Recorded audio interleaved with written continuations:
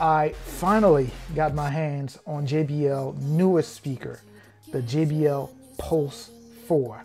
This thing is so beautiful, and I've been waiting so long for it to come out. So let's fly through the unboxing as usual, of course. So, packaging. It is extremely similar to that of the JBL Pulse 3. And again, it's still very minimal. So you would get your manual, the cable, but this time you get a USB Type-C cable, which seems to be the trend for the newest generation of JBL speakers. And of course, we have the main course here, which is the actual unit, the JBL Pulse 4. Now, my first impression is that this thing is really heavy.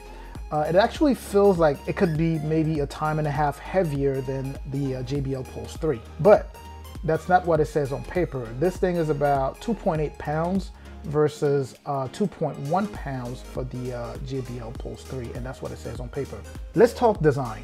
I'm not really sure what's in here, but it's definitely heavy for the size, with the all-around plastic or acrylic body. Sitting side by side with the JBL Pulse 3, we can see that obviously the woven fabric is gone. And we can also notice that the Pulse 4 is shorter than the JBL Pulse 3. But this thing is really nice. It is of course IPX7 certified, meaning it could actually stand on the water, on the 3 feet of water for about 30 minutes. And I'm gonna get a chance to test that out as soon as possible in a pool of water.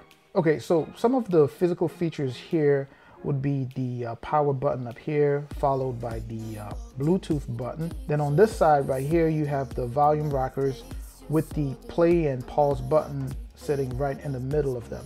And on this side here, you would find the light show button, and that would be the button that you can use to cycle through the different cool lighting available on this speaker. And of course, you can also do that on the app also. Some of you guys may be familiar with this. It's essentially the replacement for the Connect Plus. It is supposed to actually have a stronger connection and a longer or wider range of connection between different speakers. And this will only connect with another JBL speaker that does have Party Boost. And speaking of connection, this thing still uses Bluetooth 4.2. I actually was hoping that it would hit 5.0 by now, but JBL decided to stay on 4.2 here. At the bottom of the unit, we find the charging port, which is different this time.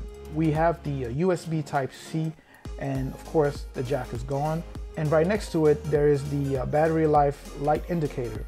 And this time it's the LED light strip that we've seen before with the JBL Flip 5. As far as the setup goes, at the top here, not to be confused with the passive radiator, we have an actual transducer here. Remember, the Pulse 3 was actually a triple transducer speaker, and they were about 40 millimeters each. This one only has one, and it's about 57 millimeters with the same amount of watt as those three combined. Essentially, this is a mono speaker, but it's somehow still considered to be a 360 speaker. And again, this is the transducer, and you can't actually move it, unlike the passive radiator, which is at the bottom only, where you actually have some play and movement if you push against it. Now, according to JBL, charging time is about 3.5 hours, and that would get you from 0 to fully charged, and you'll get about 12 hours of battery life out of that charge. And of course, this is all subjective because you may see less or more than that.